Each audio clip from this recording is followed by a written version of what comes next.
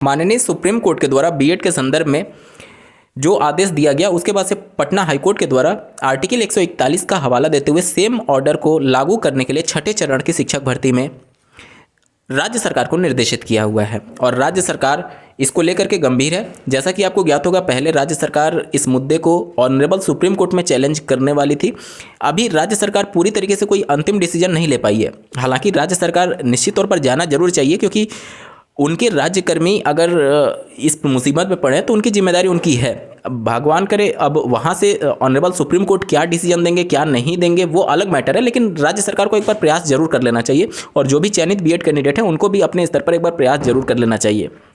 यहाँ पर आप देख सकते हैं 20 दिसंबर 2023 को जो बिहार का प्राथमिक शिक्षा निदेशालय है उनके जो निदेशक हैं उनके द्वारा सभी जिला शिक्षा पदाधिकारी को एक बार फिर से पत्र लिखा गया है। यहाँ पर अवगत ये कराया गया है कि जो 5053 वाला लल्लन कुमार यादव जी की याचिका थी माननीय पटना हाईकोर्ट में, उसमें जो माननीय उच्च न्यायालय ने आदेश दिया है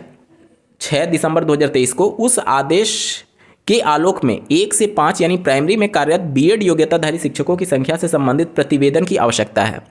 अब यहाँ पर राज्य सरकार पूरा आंकड़ा जुटा रही है कि छठे चरण में कितने बीएड कैंडिडेट हैं। हालांकि एक मोटा मोटी आंकड़े के हिसाब से लगभग 22,000 के आसपास बीएड कैंडिडेट की संख्या बताई जाती है। ये संख्या और भी ज़्यादा बढ़ या फिर घट सकती है।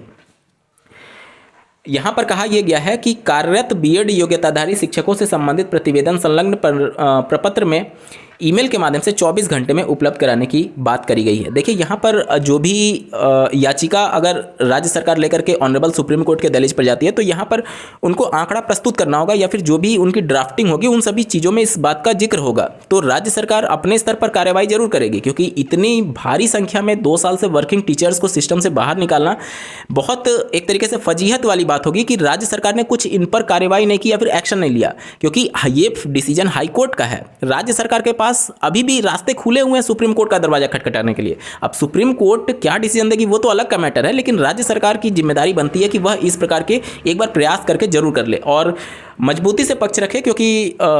जिस प्रकार से 7वें चरण में बीएड कैंडिडेट की एसएलपी को लेकर के राज्य सरकार विड्रॉ कर ली थी, उस तरीके से देखिए हार जीत तो लगा रहेगा, लेकिन राज्य सरकार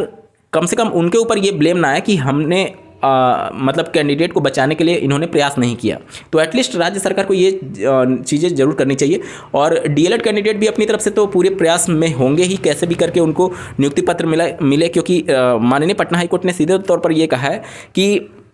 एनसीटी का जो 23 अगस्त 2010 का नोटिफिकेशन है उसके आधार पर जो उसमें एलिजिबल कैंडिडेट हैं उसके आधार पर जो छठे चरण की भर्ती है उसको कंप्लीट करने के आदेश दिए हैं। 23 अगस्त 2010 वाले नोटिफिकेशन में आप देखेंगे तो बीएड नहीं था और वहाँ पर डीएलएड था, यानी सीधे तौर पर डीएलएड के जो कैंडिडेट हैं उनसे मेरिट बना करके उनको फिर से एक तरीके से अपॉइंटमेंट लेटर देने की बात की गई है। तो इन सभी चीज़ों को लेकर के माननीय सुप्रीम कोर्ट में अब राज्य सरकार आंकड़ों को लेकर के जाने की तैयारी में है। निश्चित तौर पर ड्राफ्टिंग जरूर चल रही होगी, क्योंकि राज्य सरकार को भी 2024 लोकसभा चुनाव में उतरना है और इस तहत वह इसका खामियाजा ना भुगते कि बीएड कैंडिडेट कहीं ये ना आरोप लगाने लगे कि हमारा पक्ष तक नहीं रखने गई राज्य सरकार। इसको लेकर के अब आंकड़े जुटाए जा रहे हैं। इस वीडियो को देखने के लिए आपका बहुत बहुत धन्यवाद। भगवान करे आपका दिन शुभ हो।